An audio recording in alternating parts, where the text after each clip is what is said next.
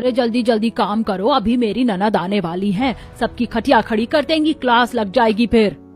हाँ जी, आप इतना क्यों वरीड होती हैं? बुआ जी का तो काम ही है घर आते ही आपकी नाक से और उंगलियों से धूल चेक करना। इसके लिए मैं थोड़ी ना हाथ पैर चलाऊंगी। मत चला हाथ पैर बेटा, लेकिन बुआ के सामने मुंह कम चलाना। पता है ना कितनी तेज है बुआ। और हाँ, किचन में नाश्ता तैयार है, बस लेके आना। शांति ने पूरा काम कर दिया है। वैसे तो मैं नील पेंट लगा रही हूँ, लेकिन ला दूंगी। तभी घर पर बुआ आती हैं, यानी कि सुगंधा जी की नंद। क्या खिचड़ी पाई थी भाभी? कुछ नहीं दीदी, आपके लिए खिचड़ी नहीं बिरयानी बनी है, अंदर आइए।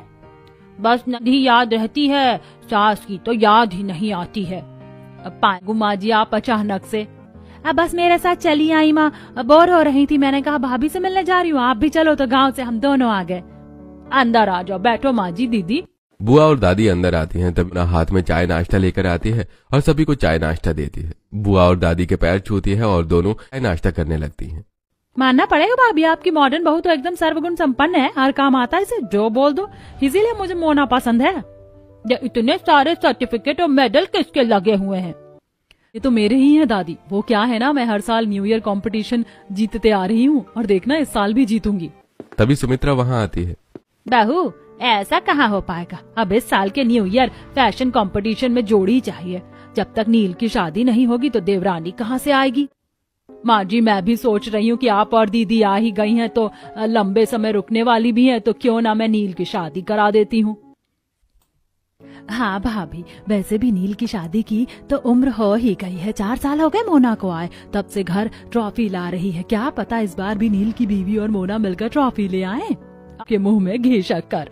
वहीं शाम में जब सभी घर में बैठे होते हैं, मैंने नील के लिए कुछ लड़कियां देखी है, तुम लोग देख लो, कोई पसंद हो तो बता दो। आजकल लब लपाटा का जमाना है, कहाँ जवान बेटा तुम्हारी पसंद से शादी करेगा? पूछ लो नील से कोई पसंद है।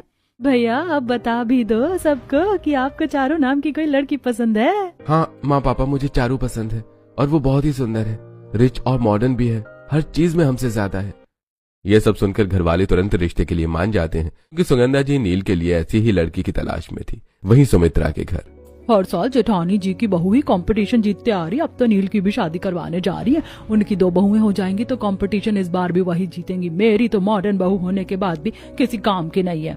अरे कंपटीशन ही तो है, गुस्सा क्यों करती हो? कैसे ना करे माँ गुस्सा। पापा अब प्रीतम भैया की भी शादी करवा दो। पापा जी अब देवरानी जी ले आइए, वैसे भी मुझसे अकेले पूरा घर नहीं संभाला जाता है।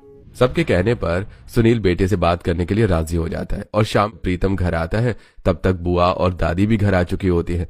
सभी प्रीतम से शादी की बात करते हैं।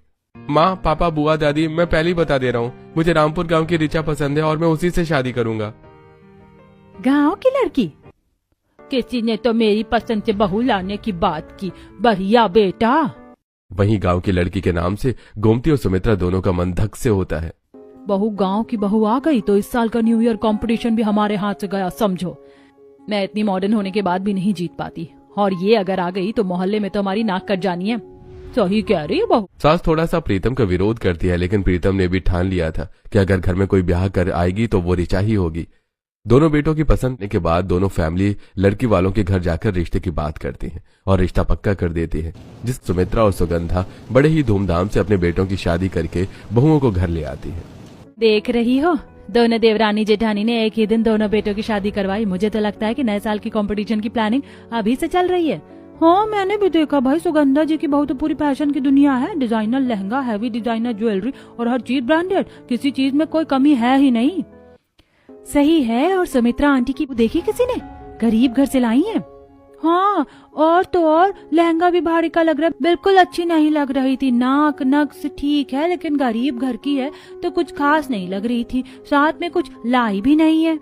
यहाँ पड़ोसने शादी के बाद ही बहुओं की अच्छाई बुराई ढूंढने लगती हैं। वहीं दोनों अपने अपने घर की चौखट पर बहुओं का गृह प्रवेश करवाती हैं। जहाँ सुमित की बहू ने हल्का सा लहंगा और हल्की ज्वेलरी पहनी हुई थी, वहीं सुगंधा की बहू सोने चांदी से लद कर आई थी। दोनों बहुओं का बड़े ही धूमधाम से गृह प्रवेश होता है। बहू सुंदर तो है, बस फैन का सेंस इससे भी नहीं है, इसीलिए मैं गांव की बहू लाने से डर रही थी। अब देखो ना, नए साल में मेरी बेइज्जती पक्का है। माँ जी आप चिंता क्यों करती हैं? 4 साल से वो जीत रही है तो उन्हें जीतने दो, इतना भी क्या परेशान होना, वैसे भी ये गेम ही है। ठीक है ज्यादा मत सिखा, अब जाकर नई बहू को कमरे में छोड़ कर आ। जी माँ जी। जिस बाद गोमती और टीना मिलकर ऋचा को उसके कमरे में ले जाती है। दीदी किस बारे में हो रही थी अभी यहाँ? देवरानी जी, नया साल आ रहा है ना, तो हमारे मोहल्ले में कंपटीशन होता है जहाँ सारी बहुएं अच्छे कपड़े और हेयर स्टाइल करके जाती हैं, लेकिन 4 साल से ताई जी की बहू ये कंपटीशन जीतते आ रही है। और भाभी बुरा मत मानना, लेकिन जब से भैया ने लव मैरिज की बात कही और गांव की लड़की से, तब से तो माँ और परेशान हो गई हैं। आप लोग चिंता ना करो, सब बढ़िया होगा। जिसके बाद ऋचा अपने कमरे में जाकर सो जाती है और वहीं सुगंधा के घर। क्या बात, अभी अभी अभी सुमित्रा भाभी के घर से आ रही, उनके चेहरे का रंग उड़ा हुआ और आपके चेहरे पर मुस्कान खत्म नहीं हो रही है। कोई सोने की चिड़िया हाथ लग गई क्या? हाँ, ये तो अपनी बहू को ही देखकर खुश हो रही है। क्यों सुगंधा जी, सही कहा ना? हाँ जी बिल्कुल, इतनी बढ़िया बहू ढूंढा मेरे नील ने, खुश कैसे ना हूँ। क्यों माँ, को मोना पसंद नहीं आई थी क्या? मोना के कारण ही तो बेटा इस मोहल्ले में मेरी आन बान और शान है, कैसे मोना ना पसंद आती। शुक्रिया माँ जी। जिसके बाद मोना भी चारू को लेकर उसके कमरे में चली जाती है और दोनों अमीर और गरीब बहू शादी की थकान से थकी सो जाती हैं।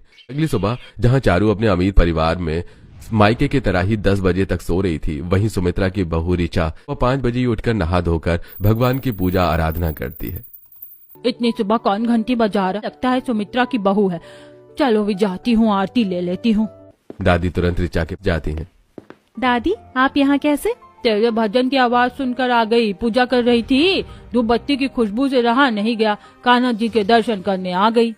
जिसके बाद ऋचा दादी के साथ ही पूजा करती है, तभी सुमित्रा भी वहां जाती है।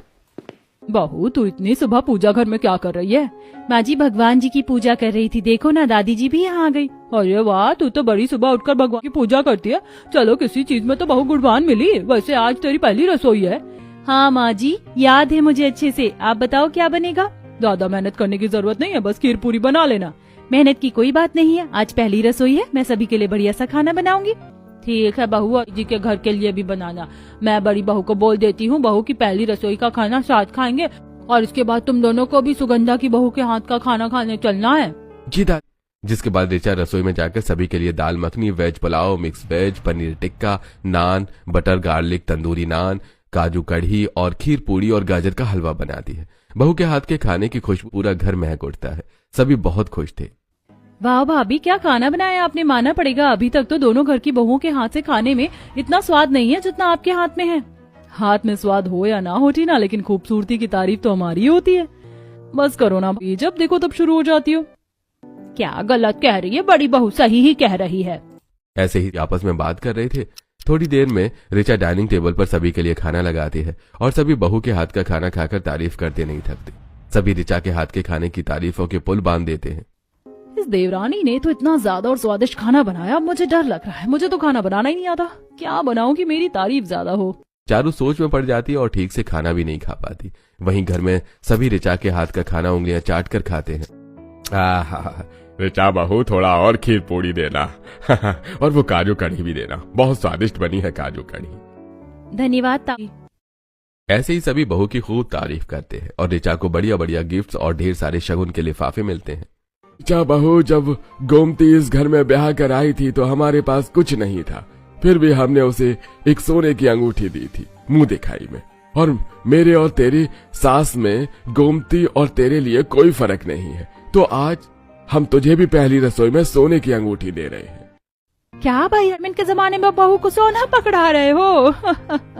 ऐसे ही हंसते खेलते ऋचा की पहली रसोई की रस्म होती है, जिसके सभी चारू की पहली रसोई के लिए ताई जी के घर जाते हैं, जहां चारू रसोई में खड़ी परेशान थी।